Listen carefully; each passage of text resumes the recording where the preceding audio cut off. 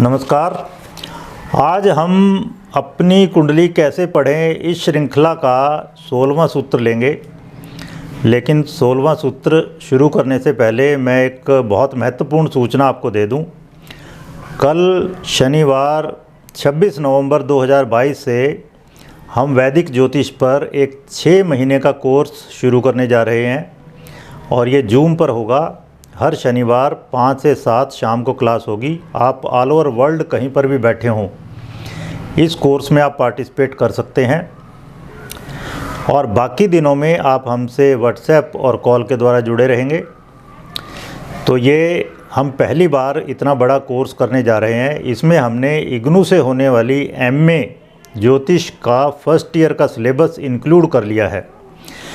तो इस कोर्स में हम संस्कृत भाषा के इतिहास से लेकर फिर वेदांगों से होते हुए और संहिता, गणित और फलित ज्योतिष तक आएंगे। और इसमें कुंडली बनाना, कुंडली को कैसे रीड करें, मुहूर्त निकालना, वो सब बहुत डिटेल में डिस्कस किया जाएगा।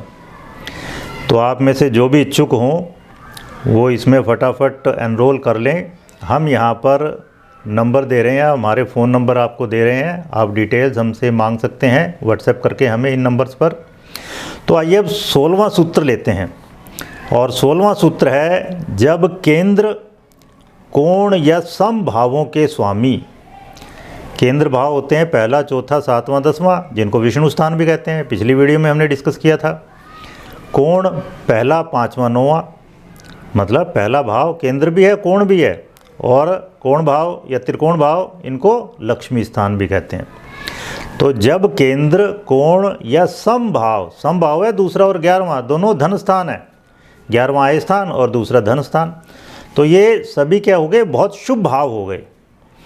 तो जब केंद्र, कोण या समभावों के स्वामी अन्य केंद्रों या कोणों में स्थित हों, केंद्र यानी 1, 4, 7, 10 या कोण क्या है 1, 5, 9।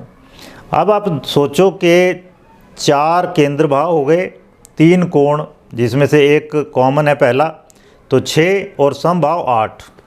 तो टोटल 8 भावों की बात कर रहे हैं, भावों के स्वामियों की बात कर रहे हैं। तो ये अगर केंद्रों या कोणों में स्थित हों तो ये जिन भावों के स्वामी हैं उन भावों के शुभ परिणामों में वृद्धि हो जाती है और अशुभ परिणाम दब जाते हैं। अशुभ परिणाम उभर के नहीं आते, ऊपर नहीं आ पाते। तो सीधा सा है, शुभ भावों के स्वामी दूसरे बहुत शुभ भावों में, मतलब केंद्रीय त्रिकोणों में बैठे हों तो इनके शुभ परिणाम बढ़ जाते हैं और अशुभ परिणाम दबे रह जाते हैं। अब इसका दूसरा वेरिएंट लेते हैं। जब केंद्रों के स्वामी, त्रिकोणों के स्वामी या समभावों के स्वामी समभावों में स्थित हों। अब पहली बात क्या थी, केंद्रों या त्रिकोणों में स्थित हों। अब है समभावों में स्थित हो। समभाव इतने शुभ नहीं है जितने केंद्र या त्रिकोण थे। तो ये अगर समभावों में स्थित हो तो आम तौर पे औसत दैनिक परिणाम देते हैं, रोज़मर्रा के, मतलब बहुत ज़्यादा अच्छे नहीं, कोई ख़राब भी नहीं।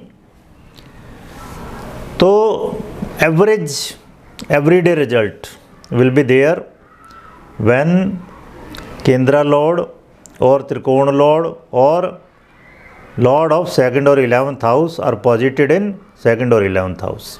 क्योंकि दूसरा और 11वां भाव धन स्थान तो है लेकिन बहुत शुभ नहीं है केंद्रों या त्रिकोणों की तरह। लेकिन इसमें एक्सेप्शन है, अपवाद है। अपवाद क्या है, जब दूसरे का स्वामी दूसरे या 11वें में बैठा हो, या फिर 11वें का स्वामी 11वें या दूसरे में बैठा हो, तो फिर वित्तीय लाभ बहुत बढ़ा देते हैं। धन योग बनते हैं इस तरह से बहुत ज़्यादा। खासकर दूसरे का स्वामी 11वें में बैठा हो और 11वें भाव का स्वामी दूसरे में बैठा हो, तो फिर बहुत सारे धन योग बनते हैं। ये हम अगली वीडियोज़ में बताएंगे आपको कि किस तरह से दूसरे 11वें भाव के स्वामियों का केंद्रों के साथ, उनके स्वामियों के साथ, त्रिकोणों के साथ, उनके स्वामियों के साथ जब संबंध बनता है तो धन योग बनते हैं। अब आइए इसमें तीसरा वेरिएंट लेते हैं। तीसरा वेरिएंट क्या है, जब केंद्रों के स्वामी, त्रिकोणों के स्वामी या समभावों के स्वामी त्रिक भावों में बैठते हैं। अब आप सोचो, एक तरफ तो बहुत ही शुभ भावों के स्वामी केंद्र, त्रिकोण और सम भावों के स्वामी, और बहुत अशुभ में चले जाएं। अशुभ भाव कौन से हैं? त्रिक भाव यानी 6, 8, 12। उनमें स्थित हों ये तो अपने भावों के शुभ फल खराब कर देते हैं। मतलब लग्न का स्वामी अगर 6, 8, 12 में चला जाएगा तो लग्न के फल खराब हो जाएंगे। इस तरह चौथे का स्वामी 8वें में चला गया, चौथे के फल खराब हो जाएंगे, इस तरह से। और अगर ये कौन, केंद्रों के स्वामी, त्रिकोणों के स्वामी या फिर सम भावों के स्वामी अगर तीसरे भाव में बैठते हैं, तीसरा भाव त्रिक भाव नहीं है लेकिन दुस्थान है, मतलब इतना अशुभ नहीं है। पिछली वीडियो में मैं डिस्कस कर चुका हूँ, वो सुनिए ज़रूर, आप बहुत डिटेल में डिस्कस किया उसमें कि कौन सा भाव सबसे ज़्यादा शुभ और कौन सा सबसे अशुभ, वो मैं पिछली वीडियो में बहुत डिटेल में डिस्कस कर चुका हूँ, उसको ज़रूर सुनिए। तो अगर ये केंद्रों के स्वामी या त्रिकोणों के स्वामी या सम भावों के स्वामी तीसरे भाव में बैठते हैं तो फिर अपने भावों के, मतलब जिन भावों के ये स्वामी हैं उसके शुभ फलों में बहुत ज़्यादा कमी नहीं आएगी, बहुत ज़्यादा खराब नहीं होंगे शुभ फल। मतलब अगर 10वें का स्वामी तीसरे में बैठ गया तो 10वें के शुभ परिणामों में इतनी ज़्यादा कमी नहीं आएगी जितनी वो दशम का स्वामी अगर 6, 8वें या 12वें बैठता तब आती। तो अब हम कुछ कुंडली पे लगा के दिखाते हैं आपको। मैं शुरू से ही महात्मा गांधी जी की कुंडली ले रहा हूँ, और मज़ेदार चीज़, मैंने शुरू में ये नहीं सोचा था कि ये सारी चीज़ें इस पे अप्लाई होंगी, बड़े अच्छे से हम दिखा पाएंगे केवल एक ही कुंडली पर। और भी कुंडलियाँ मैं दिखा रहा हूँ आपको, लेकिन इस पर इतनी बढ़िया ढंग से अप्लाई हो रही हैं चीज़ें, तो इससे तो ये लगता है बिल्कुल ये पूर्व पुण्य वो भोगने आए थे। तो इनकी कुंडली में सारे ही शुभ योग बन रहे हैं। अब आप यहाँ देखो, अब मैं लेता हूँ 6 और 2 8, मतलब 4 केंद्र, 3 त्रिकोण भाव, 4, 3, 7 और 2 भाव सम, दूसरा और 11वां, तो कितने हो गए? 9। लेकिन पहला भाव क्योंकि केंद्र और त्रिकोण है, 8 भाव, 8 भावों के स्वामी यहाँ अप्लाई करके देखते हैं हम। अब आप देखो लग्नेश, जो कि केंद्र और त्रिकोण भी है, लगन में ही है। दूसरे भाव का स्वामी मंगल, वो फिर लगन में आ गया, केंद्र और त्रिकोण दोनों भाव है वो। फिर चौथे का स्वामी शनि और 5वें का भी जो है वो दूसरे भाव में चला गया, धन स्थान में। 7वें भाव का स्वामी मंगल, वो फिर लगन में, केंद्र और त्रिकोण दोनों भाव। फिर 9वें भाव का स्वामी बुध, फिर से लगन में। 10वें भाव का स्वामी चंद्रमा, वो वहीं पर केंद्र में। 11वें भाव का स्वामी सूर्य केवल ऐसा है जो 12वें भाव में है। अब आप देखो इस कुंडली में, मतलब 8 जो शुभ भाव थे उनमें से 7 के स्वामी या तो केंद्रों में हैं या त्रिकोणों में हैं या दूसरे भाव में हैं। अब आप आइए एक और कुंडली लेते हैं, ओशो रजनीश की कुंडली लेते हैं। अब ओशो रजनीश इनका देखें, अगर लग्नेश अष्टम में, दूसरे भाव का स्वामी अष्टम में, चौथे भाव का स्वामी सूर्य वो सप्तम में है, मतलब केंद्र का स्वामी दूसरे केंद्र में चला गया। फिर 5वें का स्वामी अष्टम में, सप्तम का स्वामी अष्टम में, 9वें का स्वामी अष्टम में, 11वें का स्वामी गुरु वो चला गया तीसरे भाव में। अब आप देखो इतना ज़्यादा इनका अष्टम का प्रभाव है। अष्टम है रहस्यों का, गुह्य विद्याओं का, दबी छुपी चीज़ें तो उन्होंने खोद के निकाली, उन्होंने इंटरप्रेट किए पुराने शास्त्र, पुरानी जो लिखी हुई लोगों की रचनाएं थी, धर्म ग्रंथ थे, उनको उन्होंने बहुत अलग ढंग से इंटरप्रेट किया।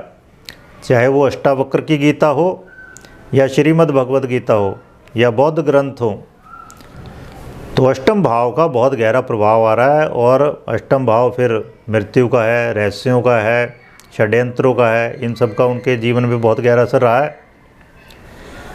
फिर आइए कुंडली और मैं ले लेता हूँ नवजोत सिंह सिद्धू की। अब आप देखो यहाँ लग्नेश जो कि चतुर्थेश भी है, चतुर्थ में बैठ के हंस महापुरुष योग बना रहा है, बहुत शुभ। द्वितीय में है। फिर पंचमेश मंगल वो 12वें में चला गया, तो एक हिसाब से अशुभ हो जाना चाहिए। लेकिन वहाँ वो अपनी राशि में बैठा है, पंचम के लिए इतना बढ़िया नहीं है, लेकिन द्वादश के लिए बहुत बढ़िया है वो, 12वें भाव के लिए। फिर आइए 7वें का स्वामी बुध, वो बैठ के 10वें में। 9वें का स्वामी सूर्य, वो 11वें में चला गया है। 10वें का स्वामी बुध वहीं बैठा है। बुध यहाँ पर 10वें का स्वामी दशम में बैठ के भद्र महापुरुष योग बना रहा है, जो कि लर्निंग के लिए, बोलचाल के लिए बहुत बढ़िया होता है योग। ये महापुरुष योग हम आने वाली वीडियोज़ में ज़रूर करेंगे। फिर 11वें का स्वामी आप देखो, शुक्र वहीं बैठा है। आप देख रहे हो कुंडली में एकदम से एट ए ग्लांस पता चल जाता है कि व्यक्ति कितना लक्की या अनलक्की होने वाला है। जब भी केंद्रों के स्वामी, त्रिकोणों के स्वामी और दूसरे और 11वें भाव के स्वामी, जिनको के समभाव कह रहे हैं हम यहाँ, ये अगर केंद्रों या त्रिकोणों या दूसरे 11वें में बैठ जाएं तो व्यक्ति जनरली बहुत लक्की रहता है। उस जन्म में उसके शुभ शुभ परिणाम मिलेंगे। जिन भावों के वो स्वामी हैं ये ग्रह, मतलब केंद्रों के, त्रिकोणों के, समभावों के, उन भावों के शुभ परिणाम मिलेंगे और अशुभ दबे रहेंगे। अशुभों को फ्रक्टिफाई होने के लिए वो ग्राउंड सिचुएशंस, एनवायरनमेंट नहीं मिलेगा, शुभों का उत्थान हो जाएगा एकदम से। तो इस तरह से एनालाइज करनी है कुंडली। आने वाली वीडियोज़ में हम इसी तरह के और सूत्र लेंगे।